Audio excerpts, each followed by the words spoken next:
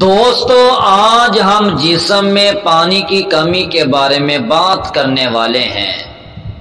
پانی زندگی کے لیے بہت ضروری ہے اور اس کی کمی پورے جسم پر برے اثرات مرتب کرتی ہے، اور جسم میں پانی کی کمی کے لیے بہت زیادہ دوڑنے کی بھی ضرورت نہیں۔ کافی دیر تک پانی نہ پینا ہی جسم میں اس کی کمی کا باعث بن جاتا ہے۔ بالخصوص موسم گرما کے دوران تو ڈی ہائیڈریشن کا امکان بہت زیادہ ہوتا ہے، کیونکہ پسینے کی شکل میں پانی کا بہت زیادہ اخراج ہوتا ہے۔ اچھی بات تو یہ ہے کہ اس سے بچنا بھی بہت آسان ہے، بس پانی ہی تو پینا ہے۔ تاہم اس کا خیال نہ رکھنا مختلف پیچیدگیوں کا باعث بھی بنتا ہے۔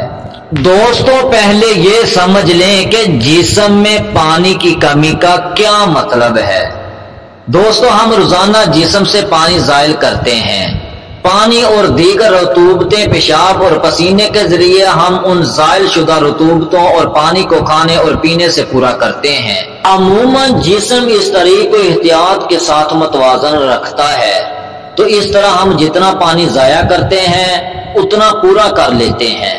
کچھ معدنیات جیسے کہ نمک، سفید دھاتی عنصر اور کلورین کی آمیزیں بھی شریک ہیں تاکہ ہمارے بدن میں رطوبت کا صحت مندانہ توازن رہے۔ ڈی ہائیڈریشن یعنی جسم میں پانی کی کمی اس وقت واقع ہوتی ہے جب بدن سے اتنی رطوبت خارج ہوتی ہے کہ جتنی اس میں داخل نہیں ہوتی۔ یہ اس وقت ہو سکتی ہے کہ جب کہ بچہ کافی مقدار میں پانی نہیں پیتا، یا وہ عام طور سے زیادہ بدن سے رطوبت خارج کرتا ہے۔ یہ عدم توازن ڈی ہائیڈریشن یعنی جسم میں پانی کی کمی کا باعث بنتا ہے۔ دوستو اب ہم یہ سمجھتے ہیں کہ ہمیں کس طرح پتہ چلے گا کہ ہمارے جسم میں پانی کی کمی ہو چکی ہے۔ دوستو جسم میں پانی کی کمی کی 10 علامات ہیں۔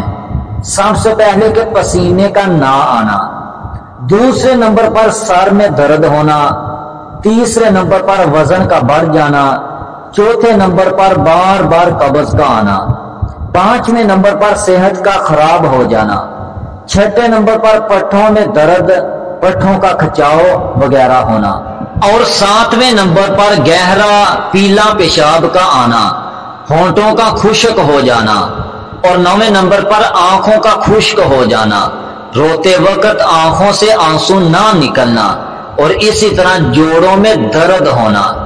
یہ ایسی 10 علامات ہیں۔ اگر آپ کے اندر یہ 10 علامات ہیں تو سمجھ لیں آپ کے جسم میں پانی کی کمی ہو چکی ہے۔